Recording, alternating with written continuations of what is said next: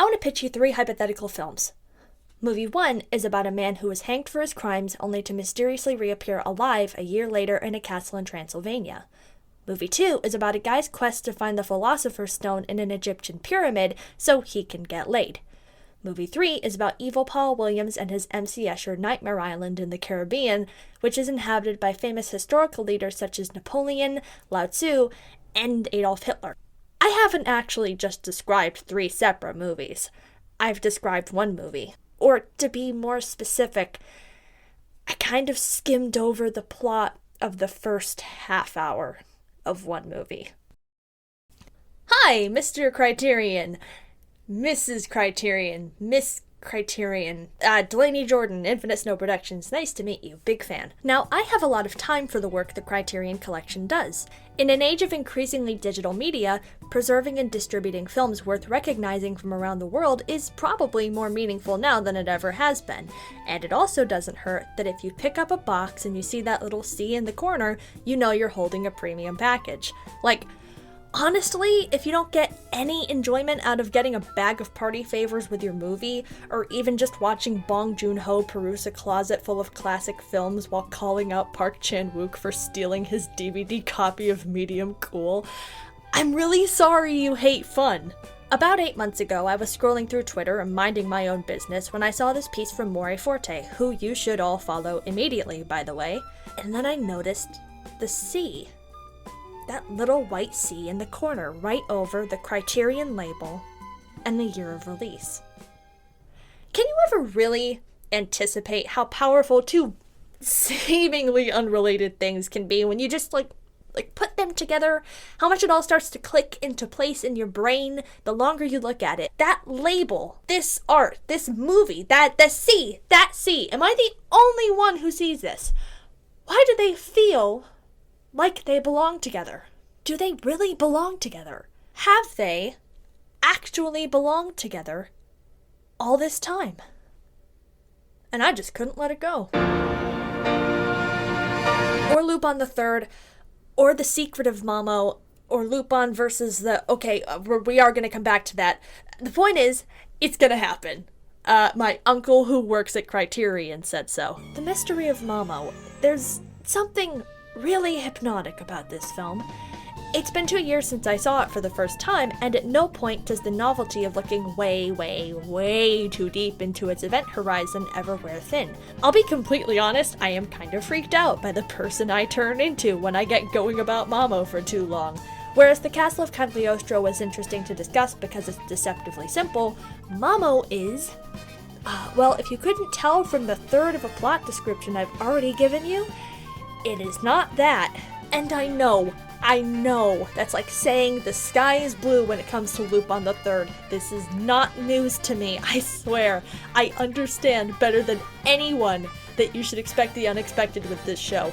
It's not all that deep. A criminal organization run by the descendants of famous gangsters hiding in a secret city under Alcatraz. A mind-controlled doomsday cult using the Brazilian soccer team to blow up Trump Tower. Leonardo da Vinci, but he's like a clone, and he's jacked! If anyone's seen my prior work, you'd understandably assume I'd be going to bat for, the other one. And to be completely upfront, I think it has such a pivotal place in the history of animation and the history of one of the most prolific directors of all time that it probably should have been admitted to the collection by now. So much so that I'm convinced that people far more eloquent than I have to have already made that argument on its behalf, and that its absence is likely due to it being the only Miyazaki picture without distribution rights tied up in the larger Ghibli bundle. Which, in fairness, if your company has the home video rights to that one Miyazaki movie, and you are not protecting them with your goddamn life, you maybe should not have the job you have anymore. Still though, if I'm wrong about it being a distribution thing, definitely get on that. Hell, you know what? Make it a bundle, because both of these films are even more fascinating in conversation than they are individually, and clearly there is already plenty to talk about with either of them individually. There you go, you get that one for free. You're welcome. If it were just an exemplary movie by Lupin standards, I wouldn't be here. You gotta be realistic. I think a lot of a film's staying power can come from being exceptionally good at what it's trying to do rather than transcending it. And I don't necessarily see professional recognition as the be-all end-all of determining a film's quality. But the margin between Mamo's quality and the film's recognition beyond a small specific cult circle is so wide that I think that there should be some semi-serious discussion of its artistic merits. Hey, Mamo, so you like to watch? I also know that there are a lot of animated films which some people believe should probably be ahead of Mamo on the Criterion waiting list. Certainly a lot of anime films. And when I look at those suggestions, I find a few of them pretty hard to argue, but I don't want to make a video about those movies. I want to make a video about the Mystery of Mamo.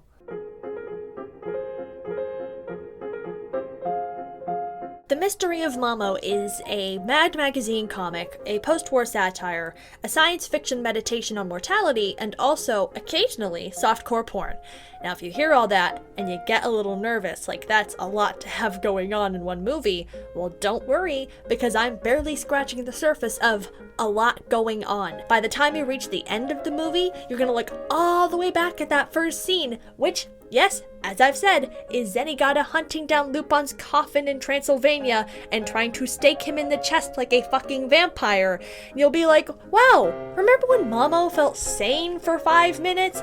It just refuses to stop escalating to an absolutely absurd degree. Just flying around, flip-flopping, bust through a wall, make a perfect bat symbol in the wall, lipstick, boobies, bitch. Like you playing Mad Libs, you just like a child. You have the brain of a child. This all probably sounds very intimidating, and I think we have enough to get through in a short amount of time. So I decided the best way to break down the actual plot of The Mystery of Mamo so we are all on the same page about what actually happens in this actual movie is to walk through it with someone who may not be this film's target audience. Someone who doesn't usually gravitate towards this kind of fare. Someone whose respect it would be extremely difficult for me to lose. But not for lack of trying. Okay. So.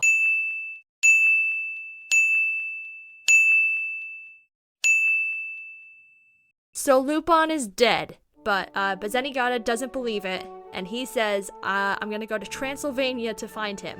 And he's alive. He's always been alive. He's like, yeah, I heard that I died too. That was pretty weird, right? And he just leaves him there. And they're looking for the Philosopher's Stone in a pyramid in Egypt. And they're trying to find it for Fujiko, who has asked him to retrieve it for her. He gives it to Fujiko, except it's a fake. He keeps the real one, and this pisses Mamo off. They're in the desert, and Fujiko shows up and says, oh, I'm really sorry for betraying you. Can you help me? Lupin's like, yes. The guys are like, no, fuck this, we're done. And then it turns out it was a trick, and Fujiko kidnaps him. Can we talk about the blue, creepy-looking doll thing? We're getting to him. Okay. We're getting to him, I promise. So Lupin goes missing for a few months, and Jigen and Goemon are just hanging around, and the government shows up, the US government, and they're like, hey, who is this guy Mamo? Because he's harassing the president. And they say, we don't know. And it turns out Lupin is on an island which is populated by clones of famous world leaders like Napoleon and Lao Tzu, and Adolf Hitler is there. And so he really weird. There's a lot there. This is taking place on what continent? We were in Egypt for what part of it? There was part of it in Egypt. Oh, to get the Philosopher's Stone was in Egypt. Yes. But where did he bring the Philosopher's Stone back to? He brought it to France. He met Fujiko to bring it to her in France. Okay, so then they're in France. And then when she steals him and takes him to the Island of Clones, where are they then? Actually, I have an answer for that. The Island of Clones is somewhere in the Caribbean. Ooh, I like that. I'm all about that, except that it's an Island of Clones with Napoleon and Hitler. So he finds Mamo. His whole thing is cloning. So he's been cloning these dead historical leaders to create this sort of utopia, and he's promised Fujiko, oh, you're gonna get to live forever. He's got And she's Napoleon. like- Wait. He's got Napoleon and Hitler on a freaking island, and he thinks he's creating a utopia? Yeah, and his priorities are warped. Okay, It's why very is much- he blue? So yeah, Fujiko's been promised eternal life, and she's like, let's go for it. Lupin says no. And so they say, no, forget this, and they leave. And also in the process of this, Jigen and Goemon catch back up, Goemon's sword gets cut, and Goemon says, fuck this, I have to leave immediately, and he goes away, because that's his whole thing, he has to train. And then Mamo follows them, and he says, I'm actually like the progenitor of humanity, like I have guided every major historical event, and now you've pissed me off, so I'm gonna tell you something. Well, funny that I can make clones, and You are? I can clone anyone. So what would you think if you're actually the clone and the real you died a year ago? And Lupin's like, well, shit. So Lupin the Third is a clone now. This is a new He generation. might be. He's not sure. He's not sure if he's not. He woke up on the but- clone field. Of course he's a clone. He didn't wake up on the clone field, but he He got woke some up doubts. among other clones. What are you He gonna didn't. think? He didn't wake up among other clones. He's just been doing his thing for a year, and now he thinks, On the oh, island maybe... of clones. I No, thought he you got said kidnapped. He got kidnapped to the island of clones. Fujiko took him there so he could get eternal life. I don't know. It all sounds kind of sketchy to me. He takes Fujiko, he blows up the building they're in, and he just vanishes. So Lupin goes to get her back, and Mamo now is like, the government doesn't respect me. This guy doesn't respect me. He thinks I'm a joke. So what I'm gonna do is I'm gonna bomb the shit out of the planet with all my nukes, which I have, and I'm gonna just eradicate humanity, and we're gonna be like Adam and Eve. We're gonna start over. And Lupin, so he Uno reverse cards and just points all the missiles back at Mamo. So he just blows up his own hideout. So he wins, but then it turns out this is the last big twist, and I really don't know how you're gonna respond to this one.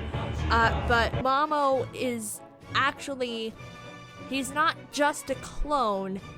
His body is remote controlled by a chip which is connected to a giant brain in a tank. Now, okay, so wait a second. Mamo is actually remote controlled via a giant brain in a tank. In a tank here Yes, on yes. Earth? Okay. So Mamo says, fuck you, I'm gonna shoot off into space now and go find another planet. And Lupin puts a bomb on his tank, and it blows up in the vacuum of space, and he dies. And that's pretty much the end of the plot. Wait, the Lupin puts the brain on a giant something and blows it out No, into the brain space. is on a rocket ship. The brain is just, like, ready to go on a rocket ship. Okay, Like, so if the shit brain goes on a happens- rocket ship and Lupin blows it up. He blows it up, it explodes in the vacuum of space, and flies into the sun. Okay, that's good, but what happens to the island of clones? It's all been blown up by the government. So The government. government's You've literally told me just- that like 3 times. The U.S. government comes in and takes over and kills off the island of clones. So that's Mamo, and I'm gonna get it into the Criterion collection. Okay, that sounds like a plan. What year was this again made? 1978. Wait, Mystery of Mamo was made in 1978? Yes. Oh, damn. I was way off on that. I was thinking this was like a 2006 kind of thing. Because of that, I was distracted by that Blu-ray disc on top. Yes, So sorry, I can only find... That's fine, but you totally misled me with that. So now I need to go back in my brain and redo this in 1978 years, which is completely different than 2006 years. They know that you're the great beat maker. The early earliest people tend to think of adult animation, at least theatrical adult animation, goes back as early as the 1970s. Were they making much of it? Maybe not, but the people who were rapidly defining what the genre was capable of. Ralph Bakshi's work on films like Fritz the Cat or Heavy Traffic had the most mainstream success, obviously, but then you have stuff like Yellow Submarine or Fantastic Planet introducing more psychedelic or allegorical elements into the mix.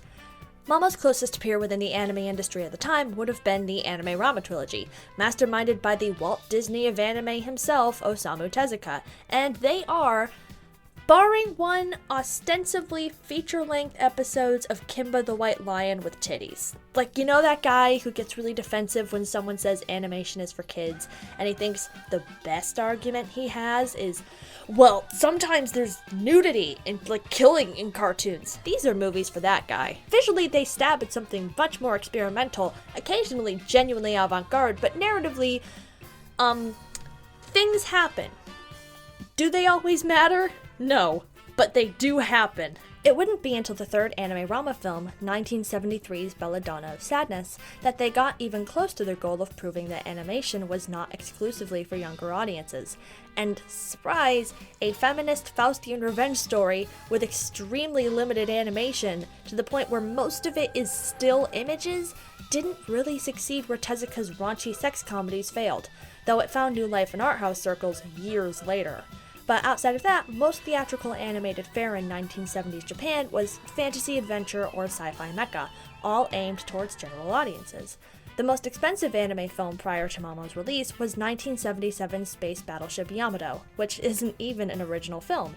It's a compilation of episodes from the anime of the same name, and yet it outperformed even Star Wars in Japanese cinemas. Now, whether that's due to the series' popularity or just a lot of national sentiment for a big boat, but the big boat is in space, is anyone's guess, but the fact is someone spent the modern-day equivalent of $2 million to get it in theaters, and I guess people ate that shit up.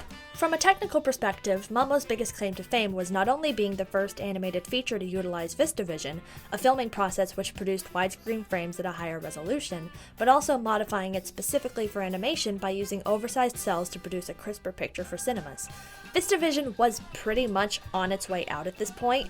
It was only really being used for effects work anymore, but the few films confirmed to have been made with what was dubbed Anime Vision all took advantage of the wider, sharper frame to go in some really exciting directions, and Mamo definitely set a strong precedent for that. People tend to associate Mamo with its supervisor, Yasuo Otsuka. Remember this guy from all the way back here. But a lot of what defines Mamo and sets it apart from most other entries in the franchise can actually be attributed to director and screenwriter Soji Yoshikawa. Yoshikawa has had a long career writing in the anime industry, but his only other directorial credits are a few episodes of Tomorrow's Joe and Kirby Right Back at Ya. Huh. Okay. Here's a challenge for you. Look at these films side by side and try to guess which one was more expensive. You think you got it? Trick question. Both had budgets of 500 million yen, which converted and adjusted for inflation comes out to over $6.5 million. For animated films in Japan at the time, this budget was pretty much unheard of. It was more comparable to the average budget of a live-action film, which is insane when you consider that these were some of the first feature films from Tokyo Movie Shinsha, from young, ambitious directors who had never independently helmed feature films before.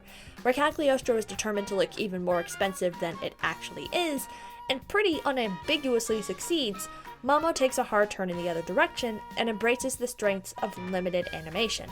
Limited animation has something of a negative connotation, in part because it's most associated with the cheaper techniques used by companies like Hanna-Barbera or Rankin Bass in the 70s to produce cartoons for television. Obviously, the assumption is that if you're already going out of your way to animate something, you should want it to move as smoothly as it possibly can. But limited animation is really a neutral term. Even studios like Ghibli use it all the time. It's as much a stylistic choice as it is a cost-effective measure. People just tend to jump to the conclusion that you would only ever need to use it or be forced to use it as the latter. For example, Martin Rosen's Watership Down, which was released the same year as Mamo, and is one of the few animated films currently in the Criterion collection, funny that, uses limited animation techniques to complement the tone of the film. The rabbits aren't supposed to look like they've jumped right out of Bambi, they need to be a little more realistically composed, especially because the visual language of Watership Down is so somber and naturalistic. Squash and stretching is just not something real rabbits do, and to sell the world of the film as one with its own rules, which explicitly coexists beside our own, the motion requires a little more gravity. I hope I've thoroughly communicated that realistic nor somber are on the list of words I would jump to use to describe Mamo, so this is all going to sound really counterintuitive. But Mamo's use of limited animation is not only deliberate, it is, at times, downright Brechtian. Bertolt Brecht was a German theater practitioner who was best known for his work in epic theater, which deliberately refutes the concept of an immersive experience in favor of one which forces an audience to engage with the text not as a narrative which is really happening in front of them, but as a carefully crafted performance piece meant to be engaged with on an individual level. It was designed at the time for political commentary, but cinema has steadily found methods of adopting the art of artifice in a similar manner for either comedic or dramatic purposes. Demanding an audience interact with the film as a piece of art people had to pour time and craft into, rather than a purely emotional experience, is rare and exciting even in live-action cinema. And one of the great strengths of limited animation is that once you remove the pretense of constructing something resembling reality, you start pulling all the other elements which go into making a film into stronger focus. What are they saying? What are they asking of you as a viewer? And visually, what are they evoking and why? The production design predominantly opts to resemble a comic book in motion, kind of a very, very early predecessor to something like Into the Spider-Verse. There's these big splashy panels paired pretty seamlessly with bare bones black and white line art, and they can snap between the two at a moment's notice with very little dissonance. You also notice a lot of the specific artistic influences they pull from. So you got chase sequences set in like actual classic paintings. There's some passing hints of German expressionism in there. The subconscious is represented by a photo collage of, wait, fuck, no, wait, fuck, no! No! On the other hand, sometimes the shot composition feels like it's trying to emulate or even enhance live-action cinematography. Little details like rack focuses, mimicking particular lighting effects, or more broadly, a lot of the dialogue-heavy scenes, where the blocking is frequently very slow and deliberate. Sometimes there's hardly any emotion at all. Yoshikawa came from a background in theater, and you can really tell in moments like these. They give the screenplay a lot of time to sink in, you know? You're never getting distracted by anything else. Mamo isn't really in the business of jangling keys in front of your face.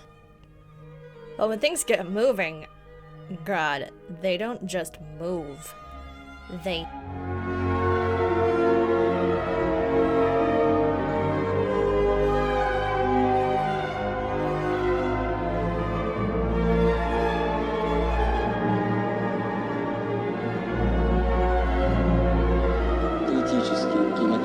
As for how a film can be this technically exciting while doing nothing for its director, that is a pretty good question. For his part, Yoshikawa's taken a very John Carpenter discussing the thing kind of perspective. More than 10 years later, I bumped into Shiba, who told me it's a masterpiece. I thought it was a bit too late to hear that now. The late movie critic Masahiro Ogi also praised it a lot during its release. Well, that's about it. Lately, people often talk about works that were ahead of their time, but at the time, there was almost no reaction to it. And I think that relatively lukewarm response from a purely historical perspective makes some sense. Like, you look at the trends of the time, it's pretty clear that Japanese audiences just weren't really coming out to animated films for heady narratives. Hell, they weren't even really coming out to theaters just to see the porn.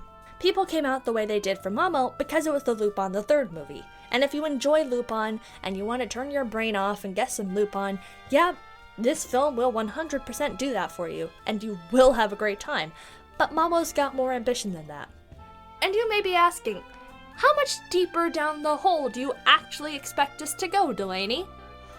Oh, I'm so sorry. Were you under the impression that all this time we've already been in the hole? Because we're not in the hole. We haven't even crossed the threshold of the hole. This is all just the prelude to getting into the hole.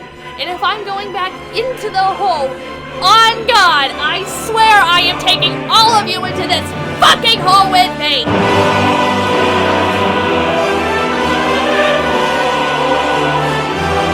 A think that if I'm going to bat for Mamo narratively, it should primarily be because of its quality separate from the franchise as a whole. Like, should you watch Twin Peaks before you watch Fire Walk with Me? Objectively, yes. Can you appreciate the experience of watching Fire Walk with Me if you absolutely cannot access Twin Peaks in any form? I mean, I guess you can.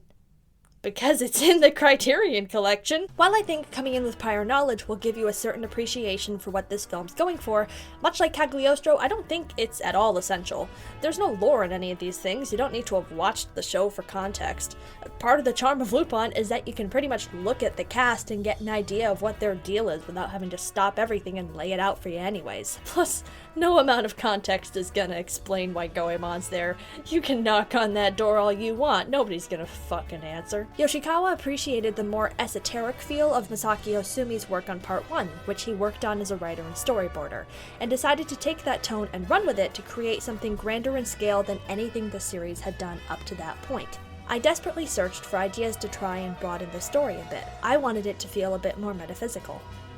And, yeah, I think you pretty much nailed that. Atsushi Yamatoya was originally brought on as screenwriter in collaboration with Yoshikawa, and their similarly experimental sensibilities played well off one another during the pre-production process. People tend to primarily attribute the script to Yamatoya, because Yamatoya wrote a lot of porn in the 70s, and that's funny, and it just sounds like it makes a lot of sense for this movie, I guess. But it turns out his credit is mostly honorary. Yoshikawa took their combined ideas and wrote the script in 2 days when they were at risk of being taken off the project, and Yamatoya reviewed the whole thing once it got approved and said, yeah, sure. Hope I didn't just, kill some of the magic for you guys. Much like the sources they pulled from for the animation, Lupin III as a whole has always been kind of a Kingdom Hearts mishmash of classic pop culture. Not just the original Arsene Lupin stories, but film noir, serial adventures, samurai dramas, Tom and Jerry, and that goes all the way through production. A few of the original performers were pulled in specifically because they regularly dubbed over cool Hollywood guys like Clint Eastwood. It's something which has always been one of the series' best assets because it means not only can they pull from those sources visually and narratively to put together some fun, unique adventures, but putting all of them into a blender really adds to its already chaotic sense of humor. And when you create a universe where anything can happen, that gives you a lot of leeway to throw all that anything at the wall and see what sticks without having to worry about it fitting into what is within a certain definition of plausible. To say the most obvious influence on Mamo in particular is James Bond feels a little disingenuous because, well, creator Monkey Punch was a lifelong fan of Bond, and the DNA of that series has been baked into Lupin since minute one. But the Bond element is really strong with Mamo as a contained outing because they have more time to pull from the typical narrative structure of a Bond film and flip it on its head. Globetrotting adventures, international conspiracies, crazy science stuff, a couple of out-of-nowhere moments where it becomes violently obvious that this film was made in the 70s. You really see it with Fujiko. While she's always been modeled after the archetype of the Bond girl, she never really takes a central role in the same way most characters who fit that mold do. Usually, they come up with an entirely new girl for that. That is not true in Mamo. She is the leading lady in this one, and she's still petty Fujiko, which you guys know is my favorite, cheating, scamming, and seducing her way to immortality. Absolute girl boss no notes. It's actually seriously impressive how there can be so much going on in this film without overwhelming the cast. Far from it, in fact. In most cases, the spectacle is character-driven. Break down a sequence like The Escape from Paris, which has all these different phases. It starts with a shootout leading to the helicopter chasing Lupin's car into the sewers, which ends when Goemon cuts the helicopter in half. Then the transition where they steal Fujiko's car into the police chase with Zenigata, which gets interrupted by the tractor-trailer massacre, culminating in the crash off the cliff and the ride getting bombed by a fighter jet. There is a lot to process in rapid succession, but each section is broken up by a character beat, which gives everyone something interesting or funny to do, with Lupin literally driving the rest of the action forward. You may have noticed I didn't really mention Jigen doing anything particularly action-y, and that's because Jigen had a quiet little character moment tucked away in there. You might have missed it. Damn it! Why didn't you sweat her a little while we had her? 'cause working women just don't mix. But, we'll get to that. If you've ever seen one of these things, having everyone feel relevant and involved is not something you take for granted. Like, maybe Zenigata noticeably has the least to do of the gang as a whole, but the entire joke is that he's struggling to catch up because of how severely outside his pay grade this whole debacle is. And because the typical cat and mouse dynamic has been disrupted, there isn't anything distracting Lupin from his one-sided dick-off with Mamo.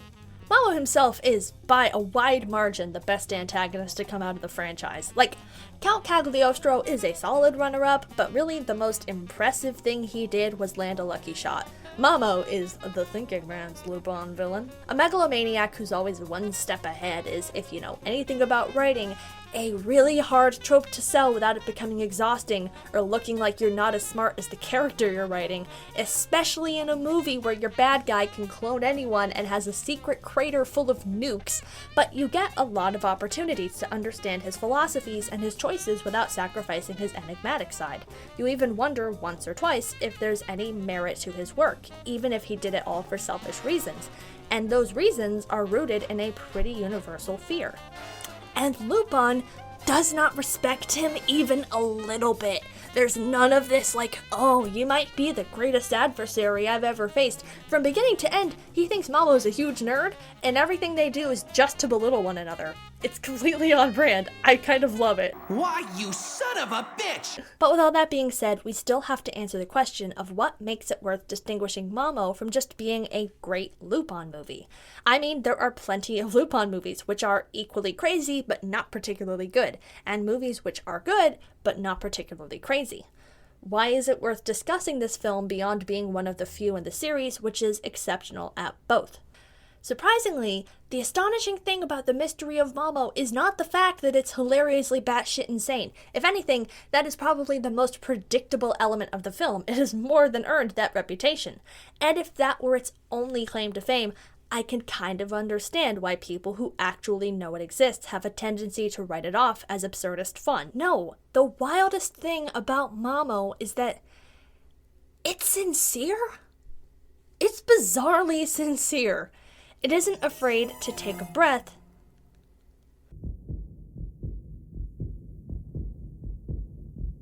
and let a moment be a moment. For as irreverent as it is, it also affords its audience and itself way more respect than it's really obligated to. The nuclear-grade scale of its conflict, the emotional stakes, Mamo himself, like, let me be clear, it is all still off-the-wall nuts, it is all still played for comedy when it's the time, but it's never immaterial, it is never disposable. Many films which sustain themselves on this level of madcap lunacy physically cannot stop. If they aren't constantly throwing gags at you, if that energy drops for even a second, there are no guarantees they'll be able to get the momentum back. But Mamo never considers that possibility, or if it does, it never shows its hand. There are frequent moments of genuine quiet pathos, of being awestruck by its own scope, of interludes carried by slow, deliberate visuals, or by the score, or by the emotion. Emotion? This movie. Steroids have completely ruined croquet! Look, I will not be so presumptuous to pretend that I picked up on just how deeply Mamo cares right away. I mean, in fairness, I watched it for the first time in 2020, so I understandably had other shit on my mind, but as I kept coming back to it, my perspective began to shift. For a time, I figured that there was an equal chance the film's brilliance was either present but unintentional, present and completely intentional, or something I just manifested out of nowhere to justify why I was so captivated with it. Which people do. I know I've definitely done that with some movies before. It's an interesting thought experiment, and it's perfectly okay if that's all it comes down to. But I'm 2 years into my relationship with Mamo now, and I'm realizing that you can only keep finding more and more ways to appreciate a film for so long until you finally wake up and figure out that maybe it isn't a fluke. Maybe this movie knows exactly what it's doing.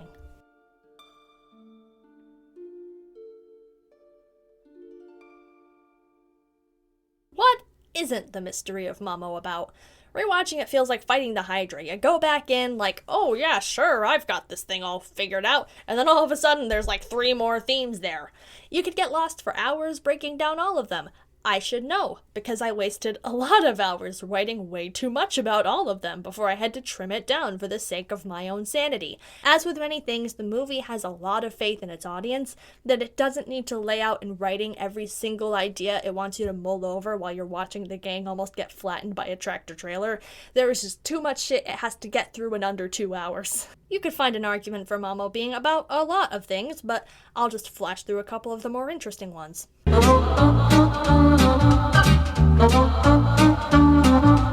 I love this one in particular because the film offers a lot of answers to the question of what immortality really looks like. Is it art? Is it history? Is it scientific achievement? Mamo has nailed down all of those, but what he's really after is a way to make human beings immortal. At first glance, it looks like he may have got it through cloning, but it turns out he's just been prestiging himself when each new body starts getting too wet in the bathtub. The argument the film is making here, at least the way I see it, is that you can't be human and immortal. Mortality is a necessity of the human experience, and the reason Mamo is so disassociated from his own humanity is that he's been spending years in his little bubble rebooting his lifespan over and over. So now he's ancient, but he isn't really learning anything about life, because if he was, he wouldn't be fucking cloning Hitler for fun. His design is literally meant to evoke both a child and an elderly man. And Paul Williams in Phantom of the Paradise. His weird Schrodinger's Mamo state of being is unnatural. On the other hand, mortality is the one natural law that Lupin seems to have any respect for. Is his response to that to flip God the Bird and spend every minute of his life breaking every other law he can until he dies? Yes, but for all his faults, and he has a lot of them, he has achieved what Mamo can't and accepted that eventually he is gonna die.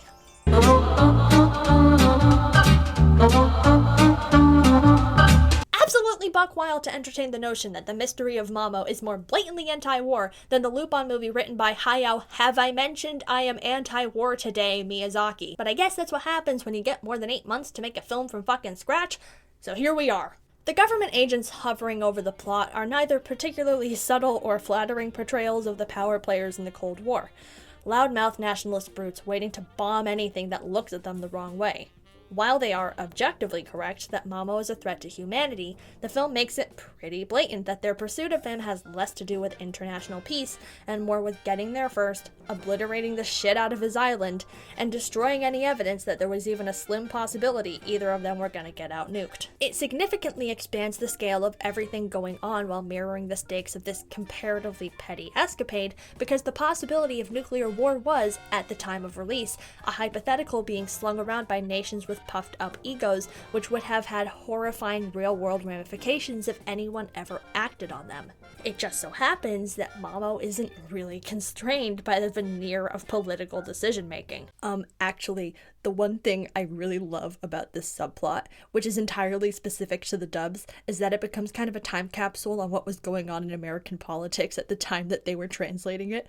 So in the 90s, it's Bill Clinton at the height of the Monica Lewinsky scandal, and in the 2000s, He's a terrorist. I heard you weren't much of a student in your school days, Mr. President.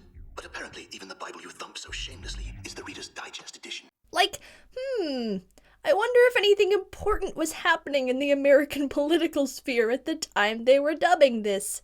What could it possibly be? You're messing with America! Oh yeah, is that so? And which America would that be exactly? Yeah, the beacon of freedom and democracy, or the bastion of blind arrogance?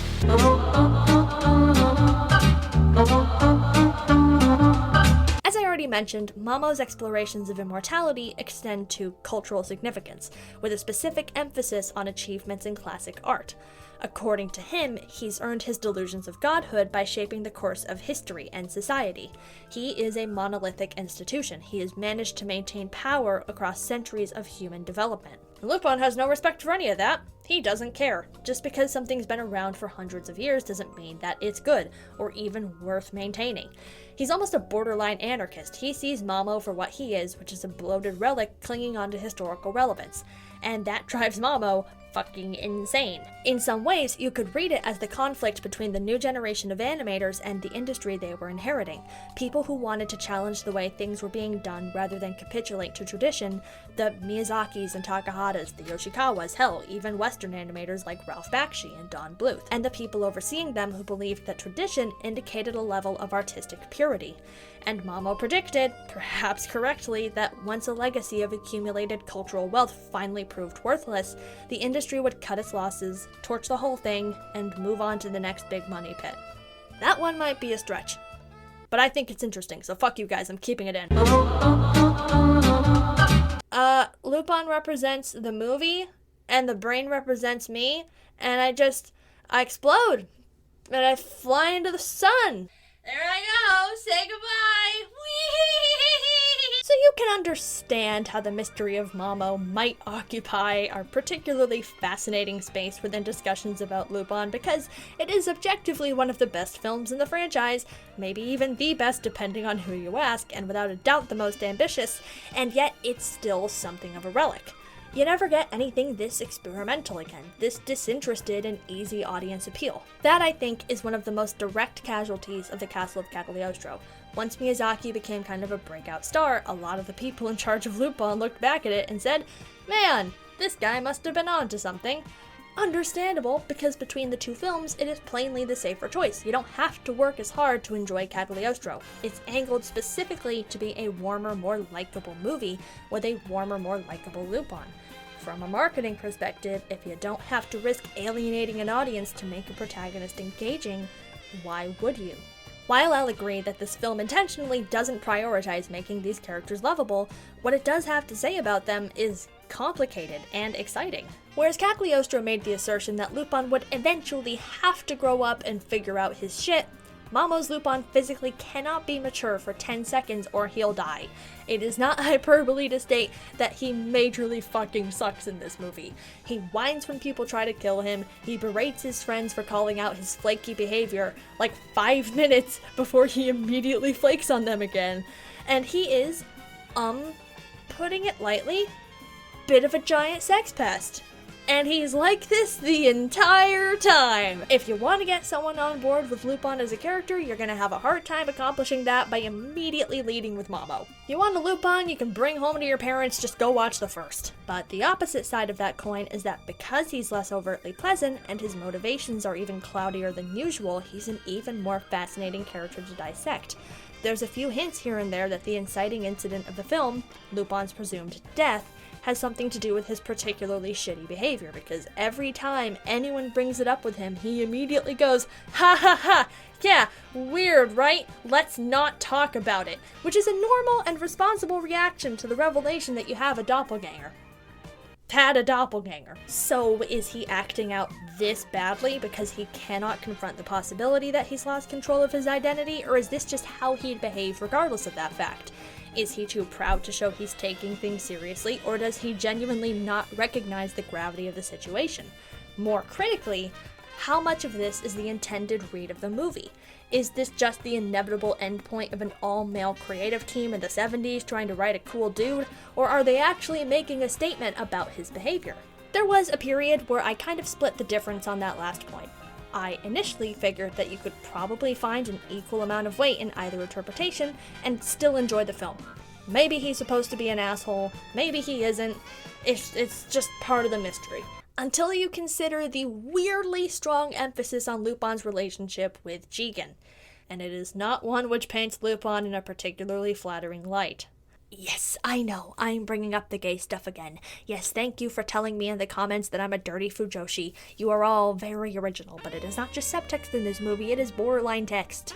Jigen potentially being interested in other men isn't something Mamo invented, but the dynamic of their relationship is definitely something Mamo plays for dramatic tension more than any other entry in the series. In a movie which displays multiple times that Lupin has a bad habit of mistreating the people around him, a lot of attention is drawn to how Lupin hurts Jigen more personally and more frequently than anyone else, in spite of their long-term partnership. When Jigen responds to that by finally setting a firm boundary and telling Lupin that he's leaving if Lupin chooses Fujiko over him again, Lupin immediately crosses that boundary and expects everyone to just be cool with it. And even after that, Jigen still spends pretty much the rest of his screen time fixated on closing the gap between the two of them, whether that means salvaging their relationship or actually closing the literal gap. Their last scene together before Lupin leaves him behind again is the closest he can bring himself to stating the quiet part out loud, and he still can't do it. And the worst thing is that Lupin acknowledges it. The world is full of women, Lupin. It's lousy with women, but not with love. The implication in that last line is painful. Lupin is surrounded by love, but either out of deliberate denial or genuine naivete, he will never see it, and he will never admit to it. Not even when the world is about to come crashing down around them. That relationship with contradiction is really the key difference between Lupin and Mamo. Mamo is so detached from humanity that he can never accept how complicated it is. He's utilitarian, he sees everything scientifically. Even when he's lusting after Fujiko, he can only see her as a piece of art or some kind of classical goddess.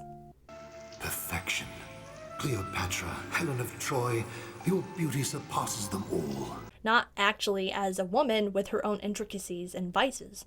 Lupin, for all of his scuzziness, is drawn to her in spite of, or maybe even because of, her rougher edges, and it's implied that's why she might secretly reciprocate. It's definitely why she and Zenigata seem to occupy the same place in Lupin's mind. They're people who challenge him, people unique in his life in that they make him really work for what he wants. Because for as much as Lupin frequently mistreats his friends, they harbor a lot of affection for him regardless of whether or not he even deserves it. Every character over the course of the movie gets an opportunity to wash their hands of him, and every time they refuse, even if their lives might be better without him.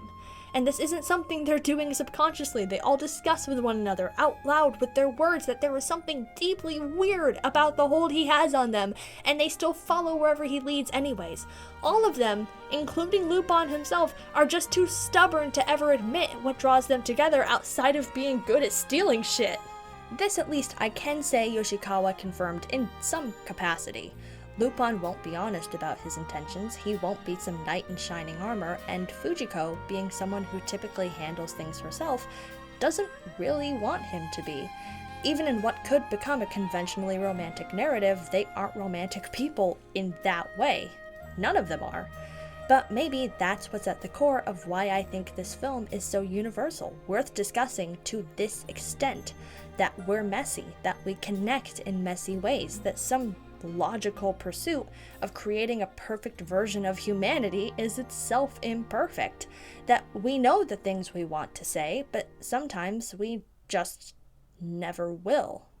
All the way at the beginning of my journey with Mamo, from the first time I ever sat down and really dug into it, I posited that the thesis of this movie lies in its second act climax, which, admittedly, I've kind of glossed over up till now. No, I couldn't just explain this bit to my mom because, trust me, there's really no way to, casually explain this part, which just happens in the middle of the movie out of nowhere, to your mom. So, Lupin is strapped to a crucifix. Don't read into that. And Mamo uses a mind-reading machine, which he has, to turn Fujiko against him by peeling back the layers of his brain. What's in there is pretty predictable. Naked women, naked Fujiko, Zenigata, pop rocks, and Mamo figures he has this locked, so he goes into the subconscious. Except... Impossible! It can't be! He doesn't appear to dream. There's nothing in there! It's just a void! Is that a problem? It's the mental characteristic of either a complete idiot or a god! I thought that was a pretty good summation of the film. An idiot or a god. It's nonsense or it's profound. And they just leave that idea there for you to chew on, you know? They don't follow it up at any point. You're not meant to have an objective answer. But now, is it really as easy as Lupin just being such an idiot savant that he may have seriously shot the moon and achieved godhood? Or is there something even deeper? Something existential and yet also sincerely humanist?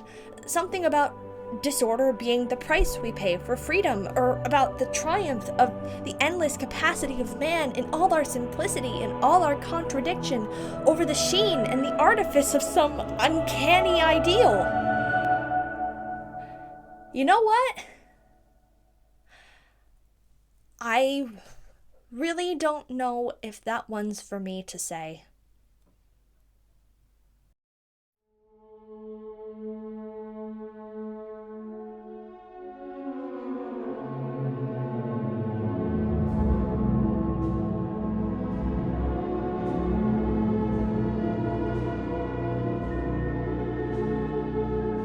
I need to level with you guys, and you might want to sit down for this.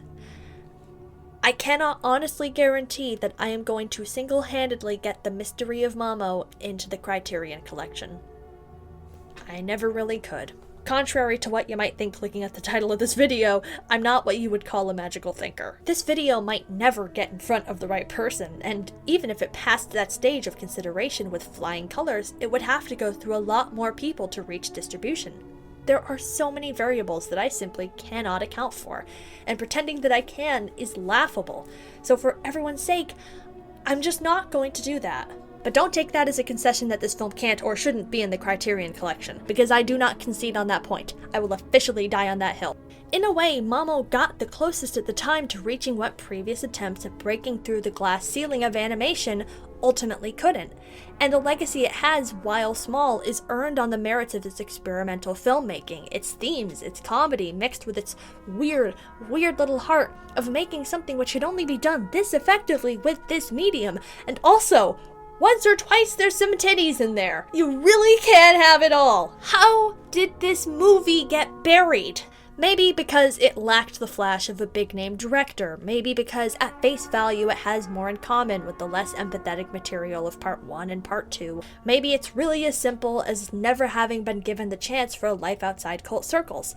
Hell, a lot of movies we regard as important cinematic classics only got that chance because people had to do the work to get them critically reappraised. It might be a little fucking charitable of me to call what I'm doing work, but you follow my point.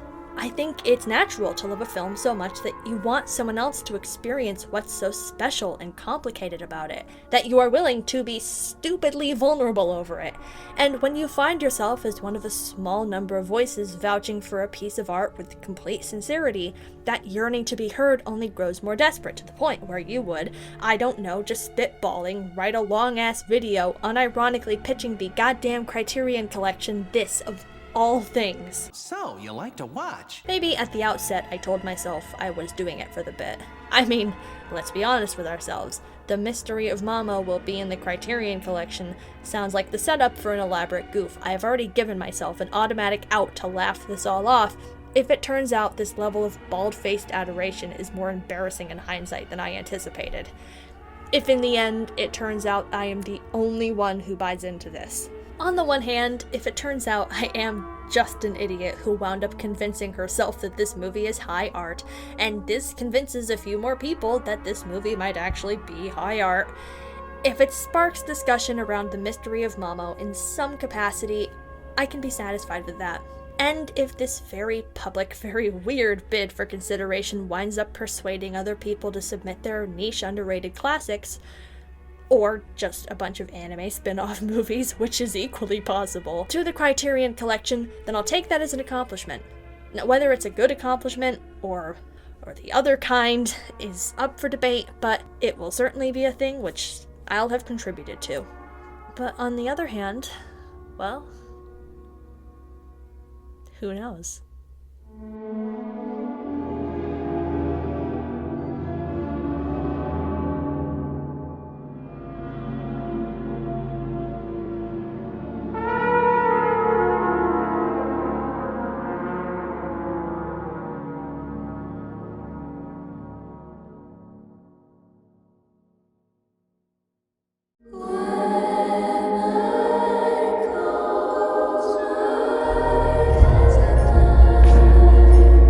Hi there guys, welcome to the end of The Mystery of Mamo will be in the Criterion collection. I really hope that you enjoyed, and on principle, I have to thank you for making it this far.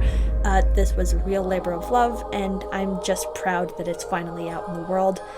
I have to send another huge thank you to morayforte. Without that particular piece, I don't think that this video would exist, at least in the form that it currently does. I have links wherever links can possibly go, so please go support their stuff. If nothing else, I also want to send you guys in the direction of the Discotek release of the film, the one they did this past year. It is pretty much the gold standard for how this film should be treated going forward. Like restorations, they've got all the dubs, they've got all the special features. It is ridiculously thorough, and it's hard to imagine that anyone could do it any better. So please go support them as well, especially if you have not seen Mamo before. It's a great way to experience it. As for me, I am never talking about Lupin III ever again. This is untrue. I probably will at some point, but just not the next video. I want to do something else. I was still working on that Woman Called Fujiko Mine video. There is a script for that, which is still in heavy development. It was like 14 pages the last time I looked at it, and I still didn't think it was even close to done. So, needless to say, it was looking a bit ambitious for a second project. So that'll be on the back burner. But in the meanwhile, I have other concepts I am flirting with at the moment, so once I am no longer eating, sleeping, breathing this video, we're just gonna see how it goes. In terms of supporting me, if that's something you can do, no pressure, I still have a Ko-fi, I am on Twitter. You can always do the basic thing of liking or commenting or subscribing. But, you know, just anything helps. Anything is good enough for me. And, I think that's it for now. So thank you so much for watching.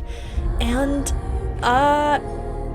oh yeah, this video was sponsored by Squarespace.